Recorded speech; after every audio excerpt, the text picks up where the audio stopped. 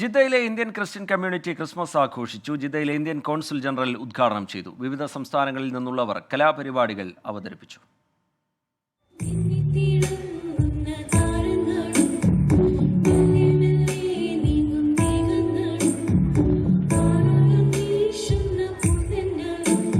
ക്രിസ്മസിന് അവധിയില്ലാത്തതുകൊണ്ട് തന്നെ ആഘോഷം അവധി ദിനത്തിലേക്ക് മാറ്റിവെക്കുകയായിരുന്നു ജിദ്ദയിലെ ഇന്ത്യൻ ക്രിസ്ത്യൻ കമ്മ്യൂണിറ്റി. വെള്ളിയാഴ്ച ജിദ്ദയിലെ ഇന്ത്യൻ കോൺസുലേറ്റ് അങ്കണത്തിൽ നടന്ന ആഘോഷ പരിപാടിയിൽ നൂറുകണക്കിന് വിശ്വാസികൾ പങ്കെടുത്തു. Indian consul general Muhammad Shahid Alam ഉദ്ഘാടനം ചെയ്തു. We have grown in a society in India where we know that we should value each other's faith. We should learn the best part of each other's faith and learn the dialogue and move forward. Love, peace, brotherhood, sisterhood. This is what we have learned in our motherland.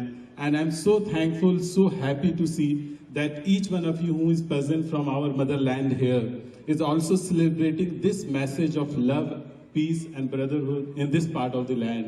ഇന്ത്യയുടെ വിവിധ സംസ്ഥാനങ്ങളിൽ നിന്നുള്ളവർ അവതരിപ്പിച്ച Carol ഗാനങ്ങളും പ്രാർത്ഥനാ ഗാനങ്ങളും നൃത്തങ്ങളും സ്കിറ്റുമായിരുന്നു ആഘോഷ പരിപാടിയുടെ ആകർഷണം. Jesus. Do you know that's your name? Do you know who you are? You're here at last. That's all that matters.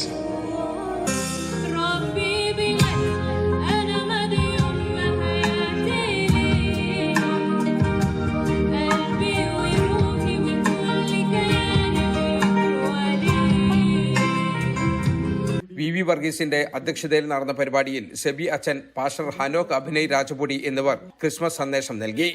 Peter Ronald, Manoj Mathew, Susheela Joseph തുടങ്ങിയവർ സംസാരിച്ചു. ജലീൽ കണ്ണമംഗലം, 24 ജിദ്ദ.